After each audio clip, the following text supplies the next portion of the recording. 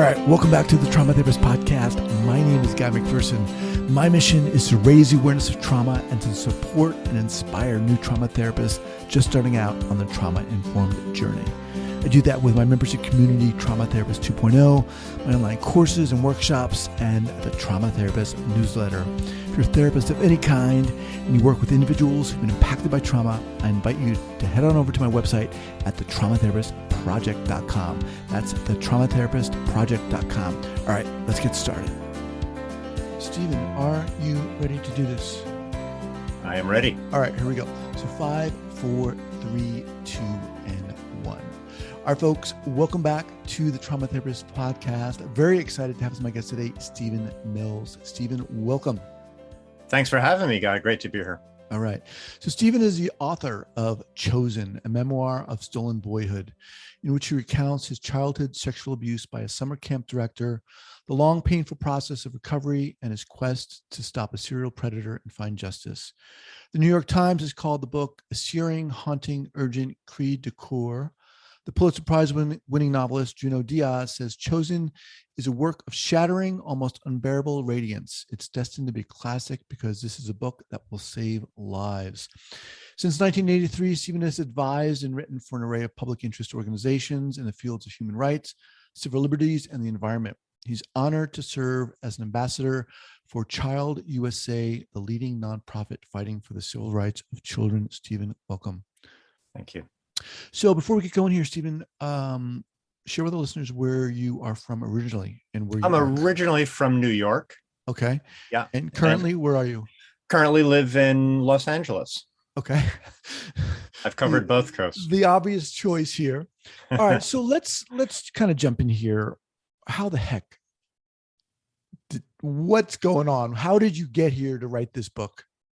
Yeah, well, it was a long journey, Guy. You know, these are things that happened more than half a century ago when I was 13. And since I went into therapy in my late 20s, I mean, it took me that long, like many male survivors of childhood sexual abuse, you know, we tend to numb the pain by all means possible. And that's something I get into in the book, you know, in terms of where my journey took me. And that was through, you know, drugs and acting out sexually and religion and all kinds of things. Mm-hmm. But male survivors tend to, when all else fails, and that includes usually some suicide attempts, reach out in their usually 30s. But for me, through a series of rather dramatic circumstances, I found my way into therapy in my late 20s. And in the course of that, I had the first inklings of wanting to tell this story, but it was pretty inchoate and I couldn't quite get my hands around it. In 1987, when I went to the FBI and the district attorney in Allegheny County in Pennsylvania to try to stop the perpetrator who abused me and many, many other boys. I met with an FBI agent toward the end of that whole journey through law enforcement who said, you know, you're a writer, you should really write about this because people need to know more about it, what the experience of kids is and the impact and the challenges, you know, mm-hmm. in getting perpetrators brought to justice. And that planted a seed. But then it took me the better part of 35 years to tell the story, because honestly, and I think any therapist can appreciate this, you know, I had to go down through so many layers of shame and guilt, and there's these feelings of complicity I had in having been sexually assaulted at age 13, that it just took me that long, you know, mm-hmm. to peel all of that away and be ready to tell the story. So that took till 2018. That was the first attempt where I sat down and it just happened. So at 13, this occurred in summer camp over the period of how long? 2 years. Over a period of 2 years. The grooming took place over one summer. I mean, like most abusers, this guy was in no hurry. You know, grooming, you know, as opposed to what most people's impression of grooming before sexual abuse is, oh, well, giving the kids gifts or money or some boundary violations. And all of that's true. But in fact, the emotional, psychological grooming is what's really at the core of it. And that takes place very gradually. That's really a building of trust. The perpetrator is building this bond of trust and dependence. And that took all of a summer. And then the following fall, he conned my mother into letting him take me up to camp in the off season, whereas basically in the woods, 100 miles from home, alone with him. That's where the sexual assault began. And that repeated. I never breathed a word of it. And that went on for a couple of years. Now, there's so many things to address here, but in the wake of this, you talked about managing shame and dealing with it in all the different ways that you say you talk about in your book. In the wake of this, what did you think? How did you feel? Yeah. I was so dissociated from what had happened to me. I knew that it had happened. I had no framework at 13 for understanding what it was. I can tell you what it wasn't in my 13-year-old brain. It wasn't about sex. It never occurred to me. In fact, it took another 2 years for it to occur to me that this guy got sexual pleasure from what he did to me. That was out of it just never occurred to me. He was a married guy with a son, a respected professional.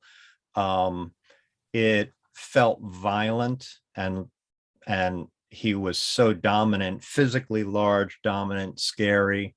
So most of my experience of it was just pure terror. And, for an adult, we hear child sexual abuse and we think sex, but for a kid, certainly for me, it was a near-death experience. In other words, the experience of being assaulted by someone twice your size. And again, this took me another 20 years till I was deep into therapy, and actually with the help of taking MDMA, I relived the experience and came to understand that it was a near-death experience. I describe in the book, at the moment of assault, of being outside my body, I observed the whole episode from above, looking down at the two of us as if I were watching it happen to someone else. Again, this is not uncommon, but my body, as if you can imagine being attacked by a grizzly bear, nature prepares you to die, right? You get this rush of endorphins, and your front brain goes offline. I had no power of speech. I couldn't speak. Again, something I didn't understand till much later, why I couldn't say a word. So the experience was really one of going into shock. And that happened to greater or lesser extents for the next 2 years, although that tapered off. And at a certain point, I understood that it was sexual from his point. But my framework for understanding it was really to the extent that I did. And I imagined, fantasized that he had taken me hostage as some kind of blackmail scheme, and that if I breathed a word of it, he'd kill me and my family. And I just had my mind was spinning with scenarios of what this was and what it could be about. And how did this impact you socially and your family and school? Yeah, interestingly, I was already a good student.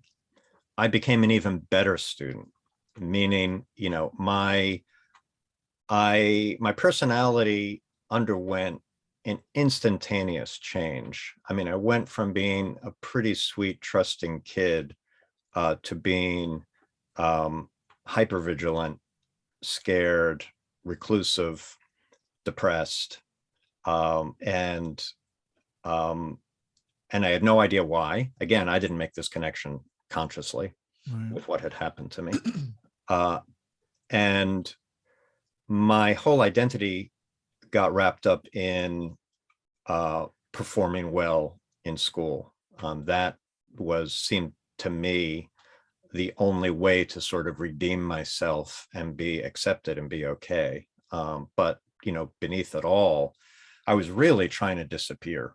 So the fear of exposure, the shame is so intense, and the feeling of complicity is so intense. And I say complicity because, again, this is an aspect of child sexual abuse that's poorly understood, I think, partly because so few men write about it. There are so many great memoirs by women, that inspired me, actually. Very few first person accounts by men. But one of the common features is the sense of complicity that happens at the moment of the sexual assault, because the perpetrator understands that the boy body is going to respond sexually to any touch. It doesn't matter what it is. You could, at age 12, 13, right, you could be pawed by a wombat and you're going to get an erection. That's what human physiology is. But that's the job of the body. And the perpetrator uses that to say, hey, look, you want this. You're inviting this. And so that is deeply confusing and triggers a sense of, oh my God, I'm responsible for this. And every guy I know who has been through this is haunted by that feeling of complicity. And that takes a really, really long time to look at and come to understand that, no, Right. I didn't want this. And that was my body doing what nature prepares it to do, but this was against my will. And this is sex without consent, which is rape. So this took place when you were 13. Right. Cr- Crucial age. What, seventh grade, eighth grade, ninth grade? Yep. Throughout high school, do you cognitively, consciously, are you aware of what something happened? Are you more specific in your mind about what happened? Yeah. I knew what had happened, but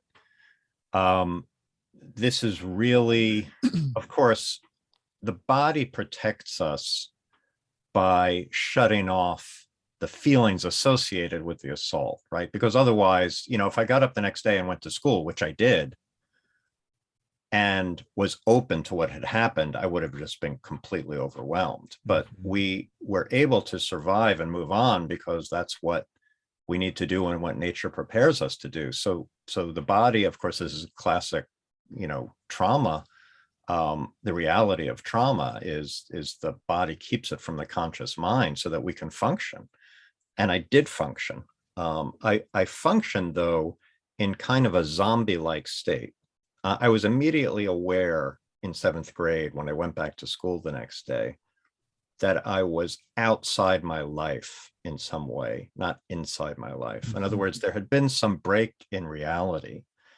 I couldn't put words to it at the time, but it felt like I was watching my life from the outside and going through the motions without any kind of genuine the kind of emotion I used to have about being with, playing with my friends and having, enjoyment through that, and going to my clarinet lesson and liking it, and all these daily things I did in seventh grade where suddenly I had this strange detachment from, and it would take a long, long time to reunite those two parts of myself. I mean, it would take really until I was able to access all of what it was that I shut away and compartmentalized in my body, which was the terror and the pain and the shame.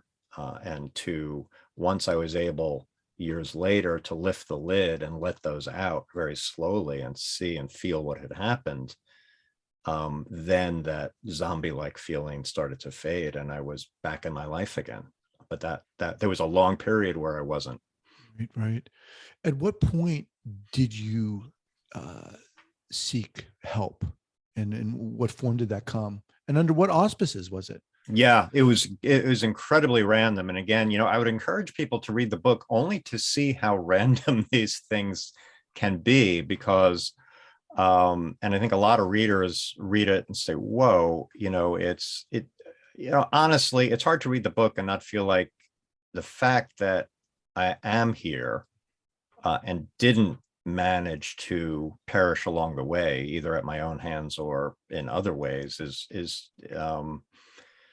seems kind of improbable. And the way I got to, I in my 20s, what happened was I discovered that the guy who had abused me had moved to another state, was running another camp, and was abusing other boys.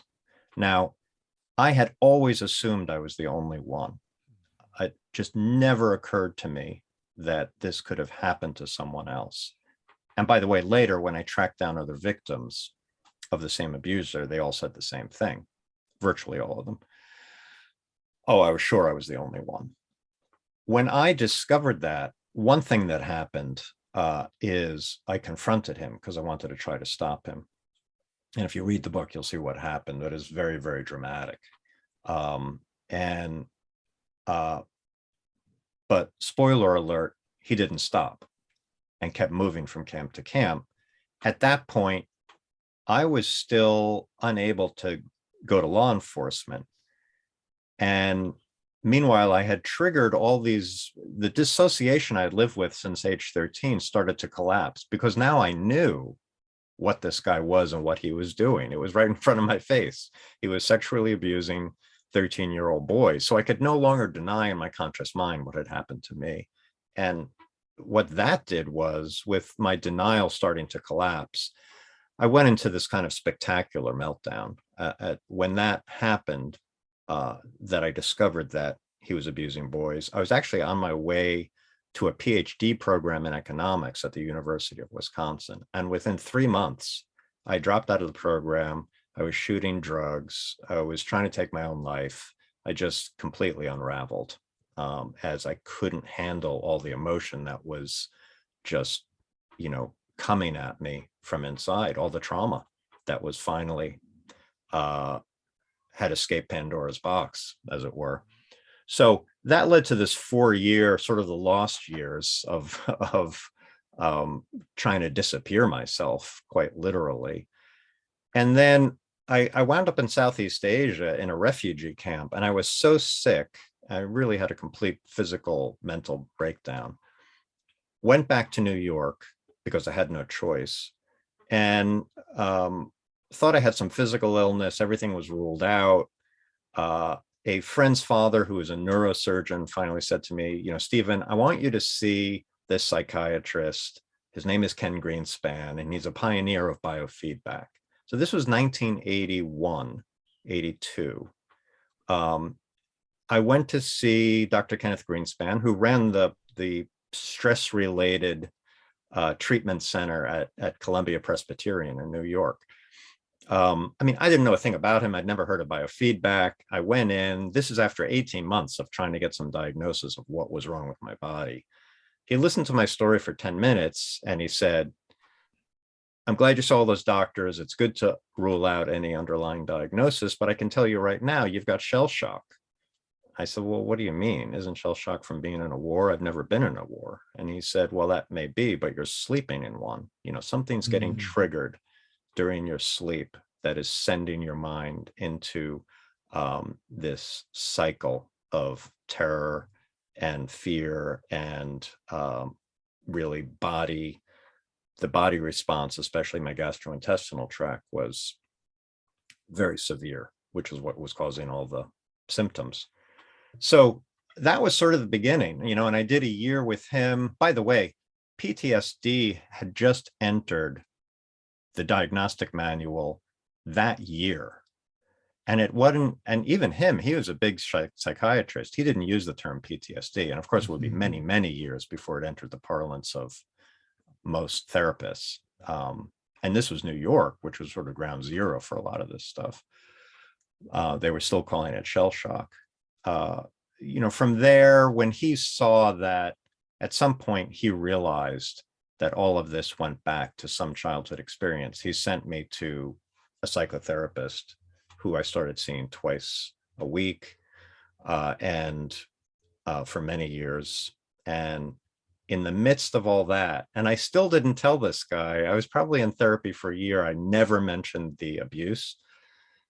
But then my perpetrator emerged yet again in my life. He had wormed his way into my family. This goes back to the beginning of the story, but he was good friends with my mother and my stepfather, and they invited him to my older sister's wedding. And that triggered, another episode of recognition. And that's when I really started dealing with it in therapy. Wow. Okay.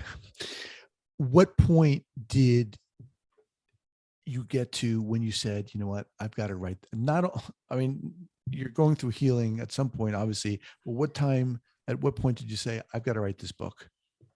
Well, in 80, once from say 83 to 86, I was doing intensive, what I'd call classical talking therapy around this. The following decades I would do many other types of therapy, mostly somatic. But at that point, I was in talking therapy. And I also, in the midst of that, met a woman who would become my wife, who was the first. I had had many girlfriends, and I'd never mentioned this experience of my childhood to any of them. I just never felt, it wasn't a conscious choice. It was just my body didn't feel safe doing that. And I didn't know how to talk about it. So when I met Susan, she was the first who really got me to talk about it. And that was crucial, right? In having an open, trusting relationship. I'd never had that before.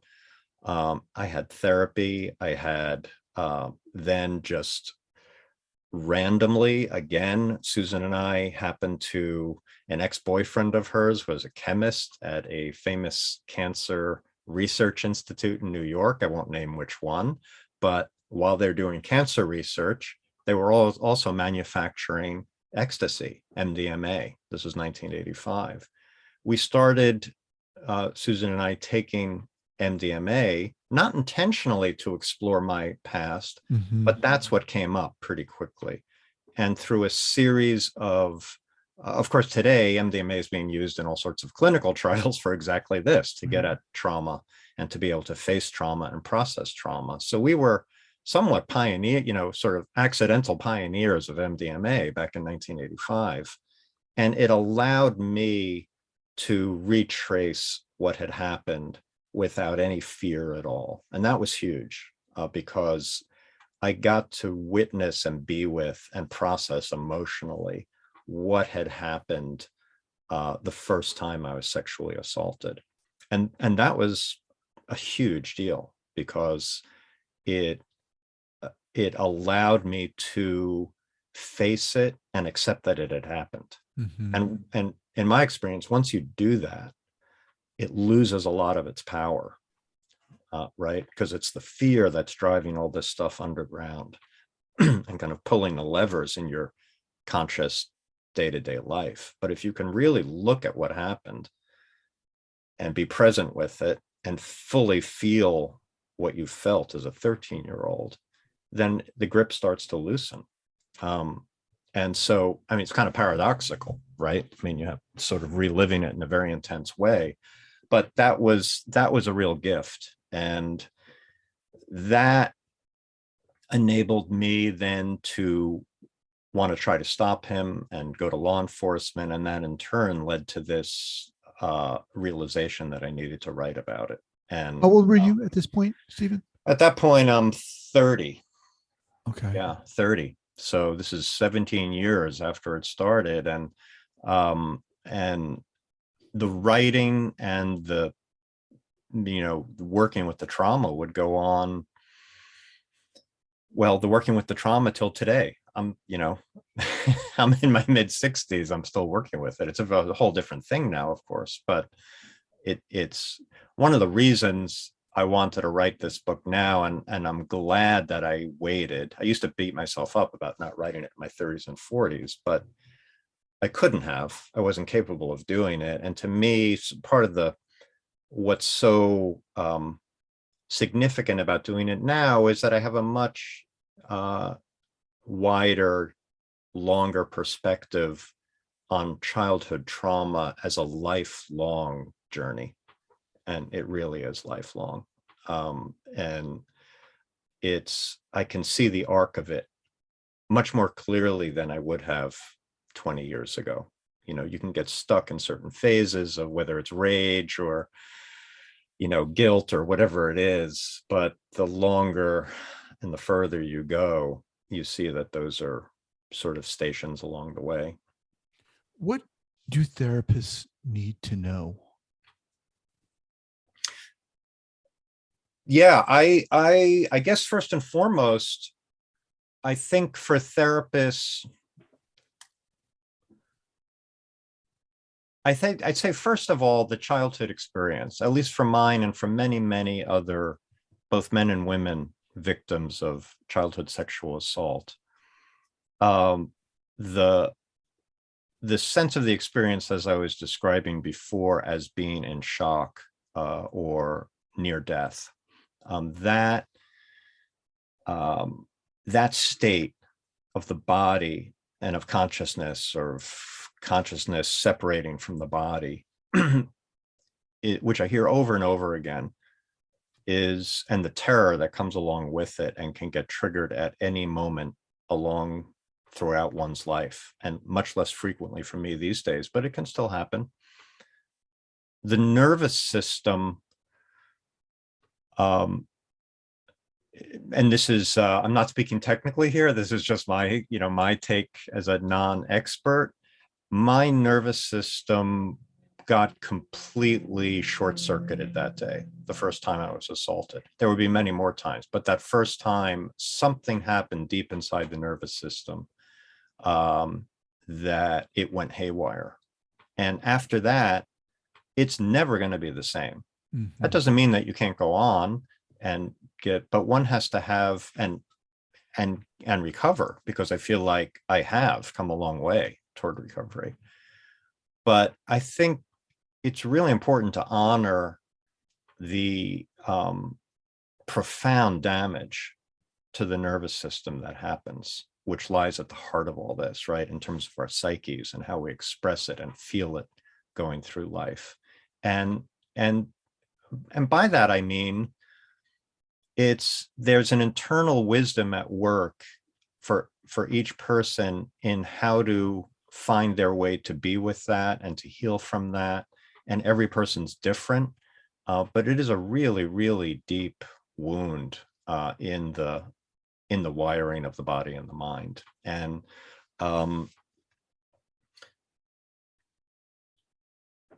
so I think of course, the other aspect of that is just the whole issue of completely losing agency and control over one's body. The loss of sort of forever associating the first feelings of sexual pleasure with having no say in the matter. Mm-hmm. Just in terms of sexuality, it's just tremendously destructive, right? I mean, someone is taking your body hostage. Again, as something very tough to walk back later. Mm-hmm. It's there forever. So anyway, these are a few of the things that I think, for therapists, just to be cognizant that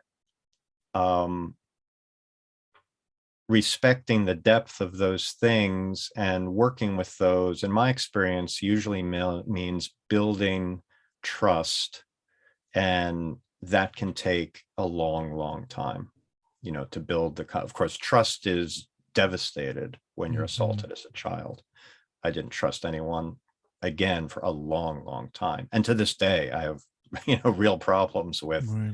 The sense of innocence or trust we might have in humans is really damaged. But it's funny, someone at a children's advocacy center, which are the centers in almost every city that work with child victims of sexual abuse, asked me, is there anything that could have gotten me to disclose at age 13, 14, or 15? this is a key question for people who work with kids, because of course it's very tough to get boys and girls to talk, but especially boys. There's a scene in my book where an FBI agent says to me, boys who have been abused are tougher to crack than murderers. You know, you try all the tricks and they just don't break, right? That goes back to that shame and fear and sense of complicity. And she asked me, was there anything that would have gotten you to disclose at age 15? And I said, no. You could put a gun to my head and I wouldn't have said a word, because I thought I would have been killed by this guy. So I mentioned that because what it made me realize was, when I did finally disclose in therapy, it was only after a very long period of building trust with this therapist. It wasn't like I walked in, sat down and said, hey, let's talk about my childhood sexual abuse, right? And most therapists, of course, are quite familiar with this. It can take a long time for that to emerge. And I mean, I have friends right now, because since I wrote the book, who are disclosing to me in their 60s, who have never talked about it. So building a sense of trust in therapy, I think, way more important than going right at the issue. Even when the issue emerges, it's still all about, from my point of view as the client, it was all about assessing, testing, watching the therapist to see if I could trust this guy, right? Because the body is still saying, do not disclose to anyone or you're going to die. So, yeah. As we kind of wind down here, Stephen, what were some of the things that helped you that some therapists did? I've had all kinds of, apart from talking therapy, I did bioenergetics, Rosen method body work, somatic experiencing, and sort of not things that you wouldn't necessarily call therapeutic per se, but sacred dance, obviously used psychedelics at various points. My approach has always been try anything and everything.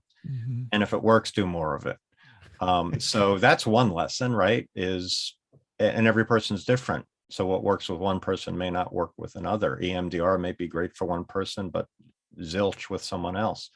To me, sort of the guiding principle of what works and what has been most helpful in working with therapists is that anything that helps you get at the truth, what feels real emotionally in the body, is a good thing, and go there, pursue that. And that may be somatic work, it may be talking, it may be just moving the body. So let me just interrupt you for a second. Yeah. So you're saying here that when you were working with therapists, when they were trying to get at the truth, that was helping you? Yes. But as I said before, it's not, you may not, it's rare that you can go directly at the truth. Like, tell me what happened or what you felt when blah, blah, blah. Right. So because so much of this stuff, as we know much more clearly now than we did 30 years ago, is encoded in the body and may not be visible or known by the conscious mind. How do you find ways to access that in the body? Right. So talking therapy was fantastic for me in my early 30s, but I reached a certain point where it wasn't really revealing anymore. It got to a certain depth and no deeper. And after that, I began doing somatic therapies that let me actually start learning to feel what my body was holding and the emotions that were living in my body, and to release them. So that's, of course, therapists work in all sorts of different modes. And the reason I talk about truth is that I think the one, in looking back at it, that's sort of the theme that tied together all the different modalities I've tried, is that anything that worked was bringing me closer to the truth of my experience as a 13-year-old. And that could be, like I said before, it could be talking, it could be moving, it could be psychedelics, it could be, but anything that brought me in contact with the authentic experience was helpful. Awesome. All right, Stephen. Stephen Mills, the author of Chosen, a memoir of stolen boyhood. The book is out. Where can people get the book? Anywhere? Everywhere. I mean, they can go to, I think you're going to drop my website, stephenmillsauthor.com, but there are buy buttons there for Amazon, Barnes and Noble, independent bookstores. And actually, there's a fantastic Audible version. I got to say, I didn't read the book because there's so many characters and voices. I knew I couldn't do it. And Macmillan Audio got an amazing voice actor who did. I just listened to it and it really blew me away. I was like, whoa, this is an amazing story. Well, look, I really thank you for coming on here.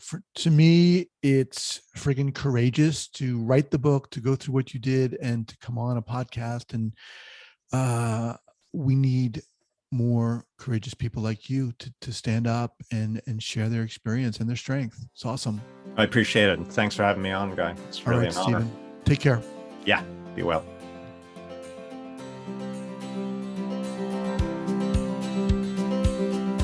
Thank you so much for listening and supporting this podcast.